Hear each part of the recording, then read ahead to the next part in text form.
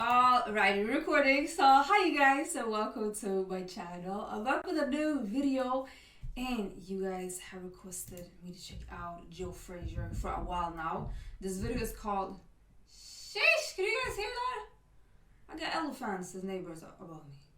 Anyways, you guys requested me to check out this video called Joe Frazier, the man who silenced Muhammad Ali. So, I'm not gonna ramble, let's get straight into this video. Alright, you guys, let's see. And by the way, like, I don't have beef with my neighbors. At least not the ones that are making loud noises. They're nice. It's like 5 kids and a single mom that get killed and stuff. So I've been bringing them home cooked meals and stuff a few times. So like, they're really nice. We have a good relationship with those. Other places in this building is kind of crazy. But anyways, I understand you that they're making noises. The thing that really, I believe, hurt my dad was that he gave Let's see now, Joe Frazier, I'm talking too much. his heart, his soul to help another brother, and then that brother comes back and then like a knife cuts him. In one corner, boxing history's most favored pugilist, a braggadocious icon whose sharp tongue and poetry could build up the magnitude of a fight and also belittle any man who was pitted against him. And in the other corner stood a humble man of indomitable courage, a pure fighter through and through. Boxing is referred to as the sweet science because of the majestic prowess its practitioners often display. But the sport continues to thrive because of hardened men who are willing to put it all on the line in front of thousands of fans. Men like Joe Frazier, a fighter not inhibited by fear, who should be remembered by fans as the ultimate crowd pleaser. While Muhammad Ali's legacy has been blessed with adulation and has been accorded the highest status in boxing, Joe has... Was he running backwards or was they playing it backwards? You guys saw that? Remember with the red hoodie? Was he running backwards? Been tagged merely as the opponent. Rainy Day Boxing brings you Joe Frazier, a boxing legend. Frazier, hailed by Dempsey and many of the others, one of the most devastating punchers of all heavyweight champions. If you hit him, he liked it. If you missed him, he'd just get upset and come after you more. I was afraid of Joe Frazier because there wasn't any hype. What you saw is what you got. Man took a terrible beating. He wouldn't fall. I said, "Are you crazy?" I hit him there. I said, "You must be crazy." He said, "Yes, right. I'm crazy. Just I'm crazy."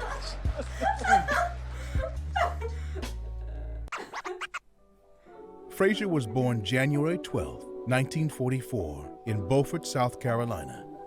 Then known as the hunger capital of America, Joe was raised in crushing poverty, a no-frills upbringing, working 12-hour days on the farm. Chills.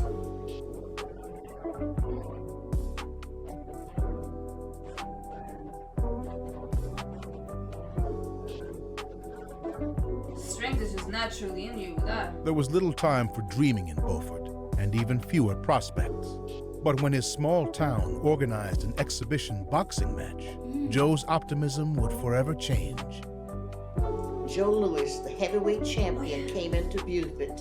Joe was there. He promised his father after he saw Joe Louis fight, he said, "I'm gonna be a fighter one day." See, that's why role models, someone that you can look up to, relate to, is so important.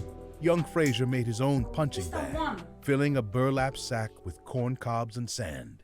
No matter how grueling the work days were, Joe always made time for his sack. Oh, I got chills in my legs.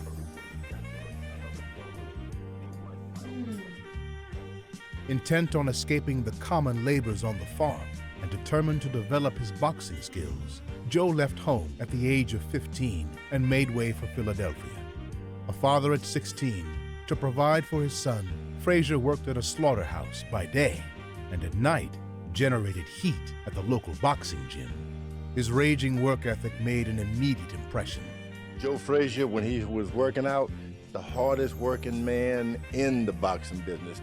We went to the Frazier camp, and there is a single-minded, tough, very impressive guy. I'd never seen him work before, and if I were a sparring partner for Joe Frazier, I'd want to take out a life insurance policy. Joe quickly climbed up the amateur rankings, winning 38 of 40 bouts and claiming 3 straight Golden Gloves titles. In the 1964 Tokyo Olympics, Frazier represented the U.S., competing in the heavyweight division, knocking out every opponent on his way to the finals. Unbeknownst to the officials, Joe had fractured his left thumb. Despite being injured, Joe was able to box his way to a unanimous decision, winning the gold medal. That's different. Shortly after the Olympics, the All-American Smokin' Joe turned professional. Short for a heavyweight, but full of courage, Frazier fought with a frightening intensity rarely seen before in the ring. From 1965 to 1967, Frazier burned a hole through the heavyweight division. Joe Frazier stood 5'11" tall and weighed 205 pounds of compact muscle that was conditioned to bulldoze another man's mind and body for 15 rounds. From the opening bell, Joe would come out akin to a locomotive, perpetually bobbing up and down. Frazier sought to exert his will upon his opponent, digging shots into their liver, their kidney, and even targeting the heart. And as his victims clinched onto him for dear life, Joe would wrestle himself free and continue to brutalize. He gotta be a lefty. Can someone look this up? Look at those. I was like, hold on, I'm a lefty too. Their internal organs. Their only option was to retreat, as this unceasing force relentlessly pursued them.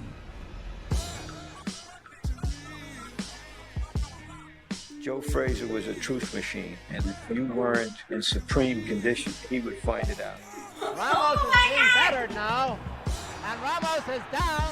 If he hits you in the kidneys, you'd pass blood for a month. And if he'd hit you in the ribs, you wouldn't breathe right for 6 months. And if he hit you in the jaw, you were down. It's over. Finito. It's the left hook, and that does it. I don't know anyone who gets the sheer joy of combat the way Joe Frazier does. When he shot the right hand at me and caught me with it good, I said, sister, you can't hit. I done take everything you go. You ain't got nothing.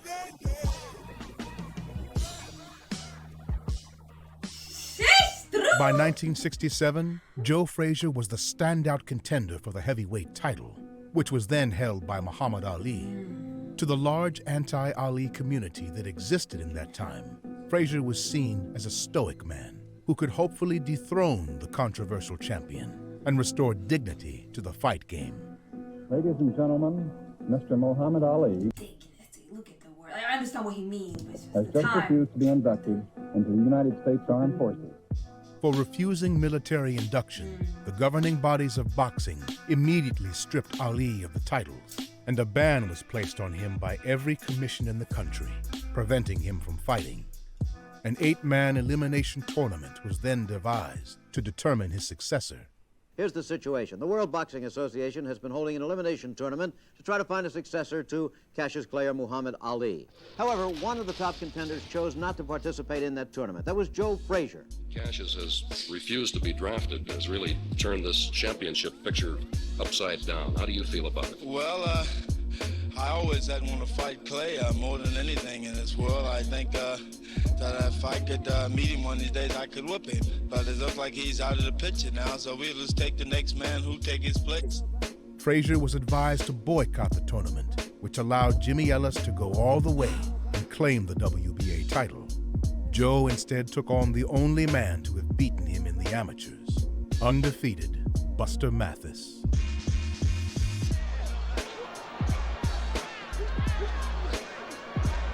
Frazier is smiling. Wow, Mathis was rocked. And the referee is going to stop the fight. And I took all the steam out of him in the first 3 rounds or 4 rounds. And I'd see that. So therefore, it wasn't no sense. Wait a minute. Here comes Jimmy Ellis. He ain't Now, no champ. I don't even stand with him. when do you want to fight Frazier? I'm ready to fight him tonight. I'm ready tonight. I'm going to beat you. Even when they're disrespectful, they look respectful. They just... After Joe's triumph over Mathis, New York and 4 other states recognized him as the world champion. The victor of the 1970 showdown between Ellis and Frazier would be accepted as the new heavyweight king. Well, Jimmy Ellis is going to be in this ring in a few minutes. Do you have anything to say to him before he goes in? All I've got nothing to do with to train hard, Jimmy, and best man wins. Frazier is strong, sensing the kill, trying for it. Joe Frazier Frazier in utter dominance now. Frazier giving it to him, giving it to him. A left, a right, a left. Down goes Ellis. I never seen that. What was that? I got chills in my legs. It is over. The winner. Is it over? To his contemporaries, Frazier seemed unbeatable. But public opinion of Joe was that he was a pretender, merely keeping Ali's belts warm. Until he fought the real champion, his legitimacy would always be in question. For Joe Frazier to Jack be is a champion, hard, he's got to so beat nice. me. See, those eliminations are only imitations. He's not the real champion. I consider myself the heavyweight champion of the world until the champ get back in action again. I assume you're talking about Muhammad Ali. That's right, I would like to face him. And how do you think that would come out? Well, I think I'll take it. Not satisfied with Ali's second-hand glory, Frazier desperately tried to get his rival's boxing license reinstated, publicly lobbying for the ex-champ, privately lending him money to survive, and even asking President Nixon to support Ali's licensing. Wow! After a 3-year hiatus, the ban was finally lifted. A matchup People don't do that today. Your competitor is the one. You're not doing that between today. Ali and that doesn't Frazier happen today. could now become a reality. During Muhammad Ali's 3.5-year exile from boxing, Joe Frazier had continually supported him. But when Ali was allowed back into the ring, he dramatically turned on his one-time friend and ally. Well, number one, he's too ugly to be the world heavyweight champion. His nose is flat, he's ugly, he can't talk.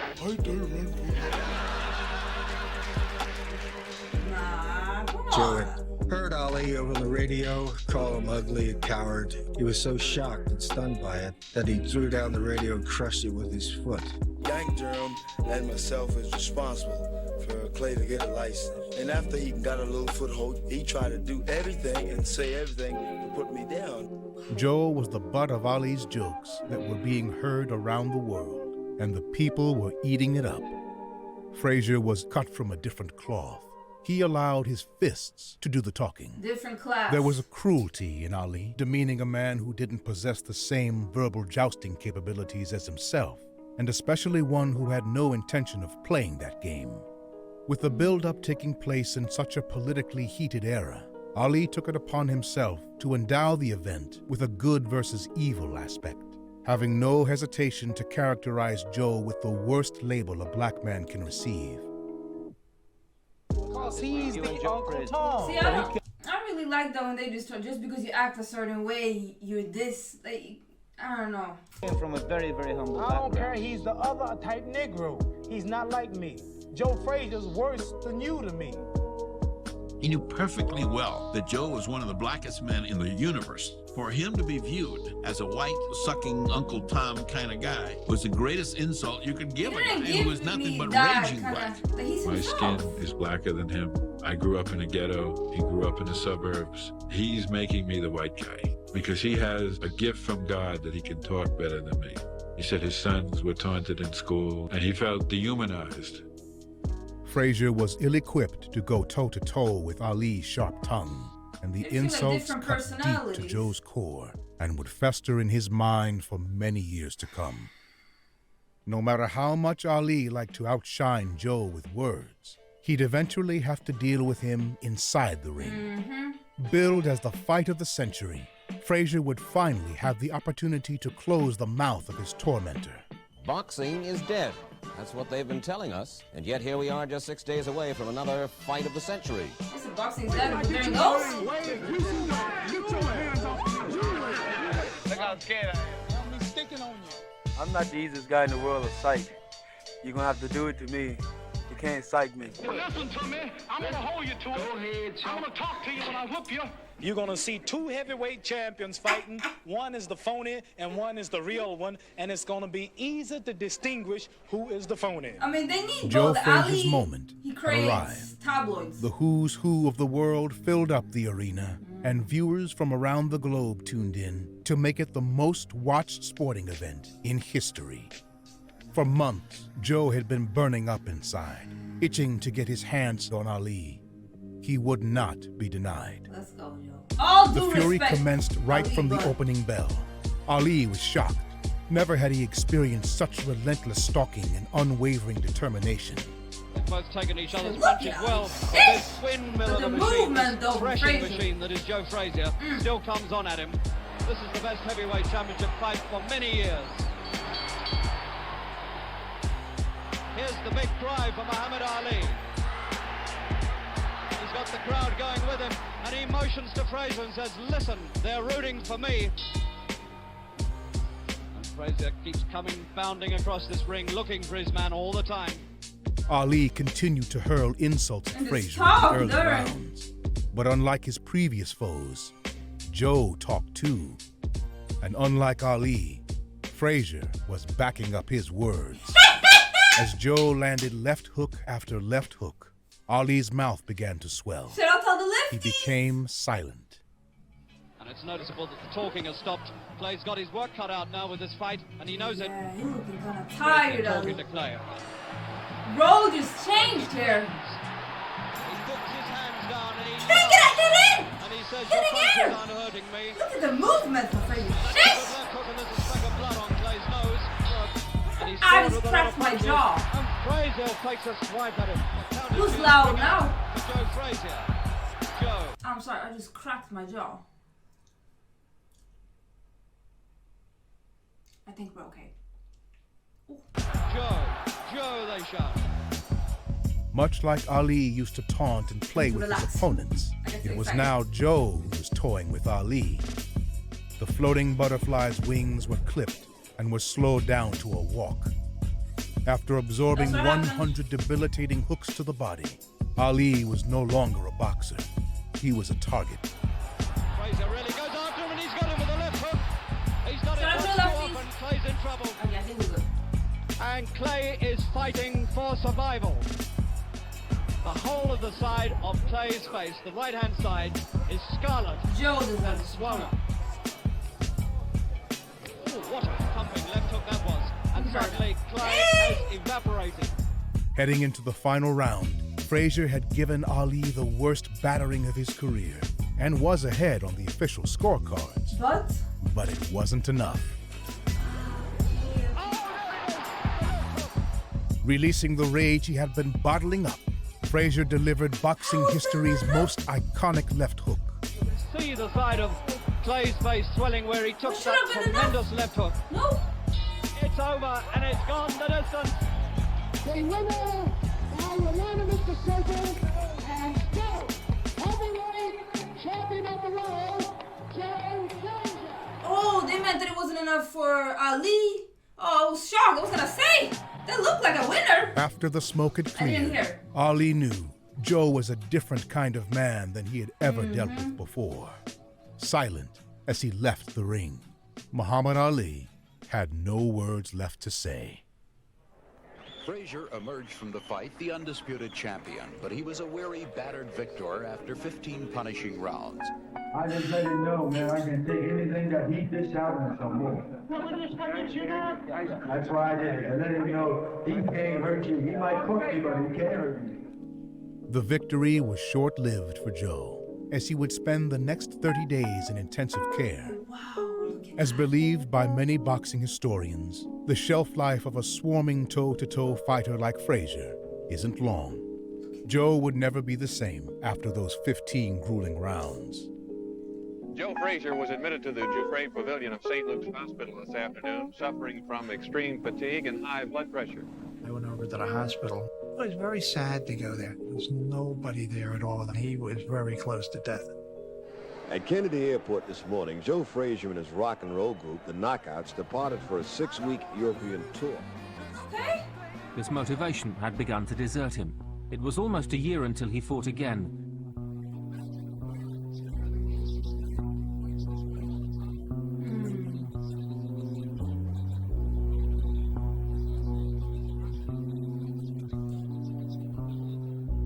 By this time, George Foreman, another fearsome force of destruction, had arrived on the scene. Against the wishes of his manager, Joe, being a prideful champion, requested to take on the up-and-coming juggernaut. Styles make fights, and unfortunately for Joe, there just wasn't any possibility of his come-forward approach working in this matchup. We'll find out tonight how much the Ali fight took out of Frazier. Down goes Frazier! Down goes Frazier! Foreman is all over Joe Frazier. Frazier is down again. Frazier's knees buckled. He is down. He is rising. He doesn't know where he is. What's amazing about Frazier is at the end, he's dusting off his gloves, getting ready to go back out. Frazier was just going back out. You ask me how well they fight, I don't know, but I can tell you one thing, he punched good. He punched very good. A year later, Ali would go on to reclaim the title from George Foreman, setting up a final confrontation with Smokin' Joe. Ali's team, thinking Frazier was a washed-up fighter, thought they were gifting poor old Joe with a payday when they agreed to meet him once again. Oh, Thriller The bitter feud resumed as Ali No way! Is that Don King? continually provoked Frazier. Joe's distaste for Ali was palpable. That's not a young Don King. And a killer, when I get the griller in Manila. Hey, it's Joe Frazier! Joe Frazier! Joe Frazier! This is a fight between him and I, and it doesn't concern other things that he throw in the game and try to fight you with. This is the problem. Joe Frazier over there. They say all Negroes look like that? When he called Joe Frazier a gorilla, and he made fun of the darkness of his skin and the wideness of his nose and the bigness of his lips, he was touching some real sore spots. I can't see anywhere I look like any gorilla. Are we supposed to be from the same ancestors? Joe Frazier's just an ordinary individual. He's not intelligent. He's just a flat-nosed, ugly pug. It's not going to be a first-round knockout. If it gets to that point, I want to go over and help him up. You know what I'm saying? I want to take him to the distance. I want to take him to the bridge. 15 rounds. I want to beat on him. I figure like when you knock a man out, you take him out of his misery. Something a little beating on him, that hurts him more than anything in the world. Ali stood in the center of the ring, trying to beat Joe at his own game. It was evident that he expected an easy fight, but Ali soon found himself in a battle that he did not bargain for. Frazier is very strong and scoring heavily. Joe is now doubly hooking with that left hand, hitting body, and head. And again, it's leading him to the punch constantly. 6 consecutive rounds. Frazier punished Ali, working exclusively at his body. He wasn't just beating Ali, he was beating Ali up. Unknown to most people, Joe Frazier fought the entirety of his professional career with one eye partially blind. And heading into the 10th round, his good eye was starting to swell. In a demonstration of his will, Frazier began taking a beating in almost complete darkness. Joe had no intention of surrendering. Ali's words were echoing in his mind, and no matter how close to death he felt, yielding was not an option. Ali went back to his corner and said, cut him off. He was exhausted. It looked like Ali was going to have to quit in the corner. He couldn't breathe. He said in the corner, I feel like I'm dying. While Ali was pleading with his corner to stop the fight, Joe, despite being virtually blind, was desperate for it to continue. I said, let me go out. He said, you can't see it. I said, I can visualize it. Don't worry about it. He said, no. So I said, okay. Frazier in the end had to quit, and Ali's out on his back in the ring. He's collapsed. Ali has collapsed on his back. He is tough. He's a great fighter. Joey, you disappointed him to stop? Well, I wasn't happy about it. He didn't want to stop. I want to continue going on. Frazier was an unpretentious man who walked tall with dignity. He may not have been tall in stature, but if we measure a man by his heart and his character, then Smokin' Joe was a mountain of a man. The golden era of boxing wouldn't have been as vibrant without him, and it would be an insult to Joe if his role in boxing history were to be labeled as Muhammad Ali's arch-rival. His win over Ali in their historic first fight, and the effort he gave to gain that defining achievement, should give him universal recognition as one of the greatest fighters ever to lace up a pair of gloves. Yes, indeed. He got a hard left hook.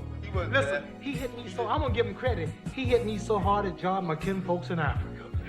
I mean, he was hitting hard. a guy who came here and worked his way up from nothing and won the heavyweight championship of the world and should go down as one of the 10 greatest heavyweight champions of all time, and probably won't.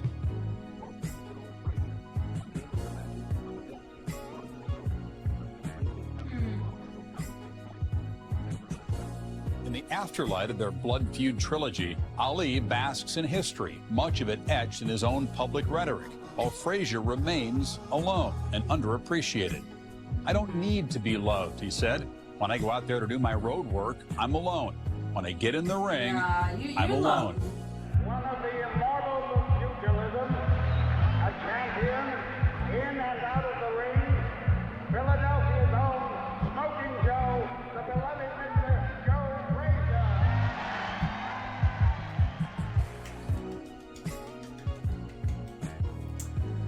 Oh wow, like how it started, like with him, you know, looking up to Lewis and great role model, and then he becoming a great one. Just seemed like a good person overall, just genuine,